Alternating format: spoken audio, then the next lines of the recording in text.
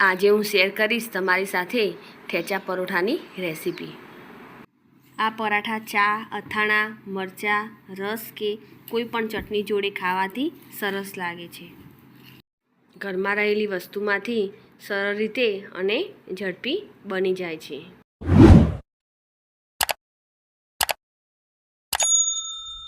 તો ચાલો બનાવીએ એકદમ ટેસ્ટી ઠેચા પરોઠા।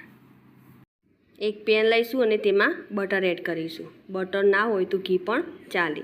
તેમાં આપણે લીલા મરચાં એડ કરીશું।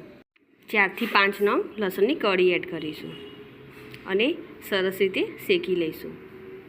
તેમાં આપણે જીરું પણ એડ કરીશું અને થોડા સિંગદાણા એડ કરીશું। બધાને સરસ રીતે શેકી લઈશું અને સતત હલાવતા રહીશું।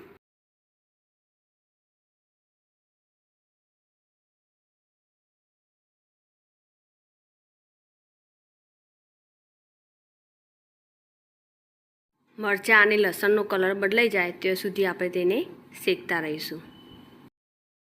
મરચાં પણ શેકાઈ ગયા છે। હવે આપણે તેને ઠંડા થવા દઈશું અને તેને વાટી લઈશું।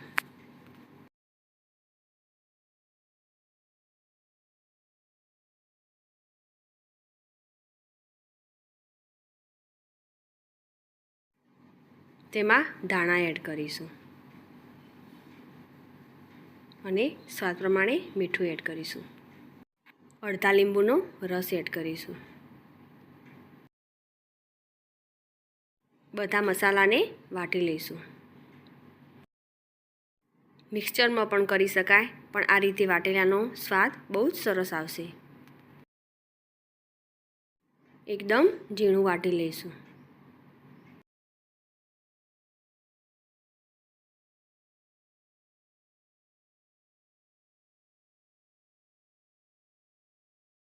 સરસ એવો ઠેચા પરાઠાનો મસાલો તૈયાર થઈ ગયો છે।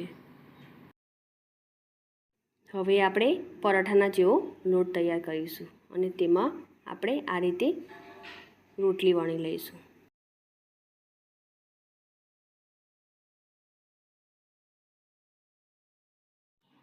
મોટી આ રીતે રોટલી વણી લઈશું અને તેના પર તેલ લગાવી દઈશું।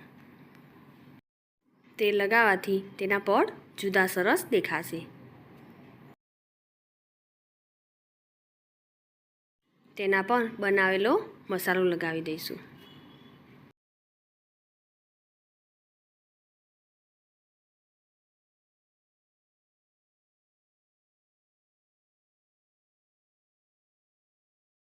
આ રીતે આખી રોટલી પર લગાવી દઈશું।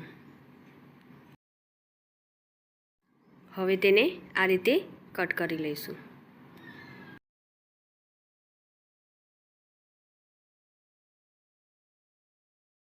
બંને સાઈડના ભાગને આ રીતે વાળી લઈશું।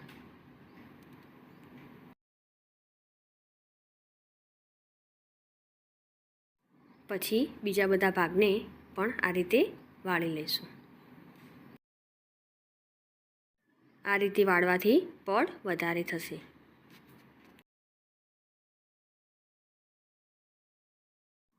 હવે તેને સીધું કરીને પ્રેસ કરી દઈશું અને થોડો કોરો લોટ લગાવીને તેને આપણે પરોઠો વણી લઈશું।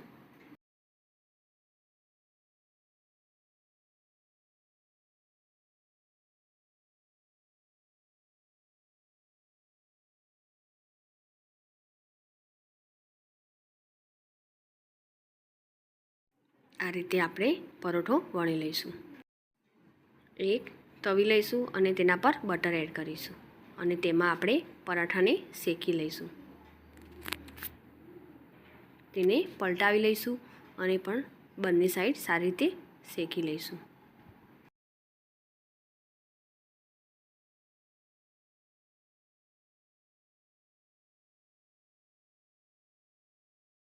સરસ એવો કલર પણ આવી ગયો છે અને આપણો પરોઠો પણ રેડી છે।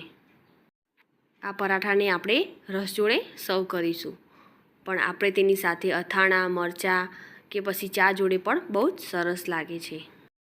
મારી આ રેસીપી તમને ગમી હોય તો લાઈક કરી અને શેર કરજો. સાથે જ મારી ચેનલ સબસ્ક્રાઈબ કરી બાજુ આપેલ બેલ આઇકોન પ્રેસ કરજો, જેથી નવી રેસીપીના અપડેટ તમને તરત મળશે.